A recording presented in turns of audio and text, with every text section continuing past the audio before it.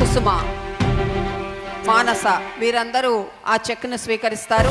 అలాగే గౌరవనీయ మంత్రివర్యులు శ్రీ కొలుసు పార్థసారథి గారికి ఒక చిరు సత్కారాన్ని అందిస్తూ ఉన్నారు. ఇంటి పనుల్లో కూడా మనం మన భార్యతో కానీ మన అక్క చెల్లితో కానీ అమ్మతో కానీ పంచుకోవాలనే గొప్ప ఆలోచనని రాబోయే రోజుల్లో సమాజంలోకి తీసుకురాబోతుంది ఈ ప్రభుత్వం అని చెప్పేసి కూడా మీకు మనం చేస్తా ఉన్నాను.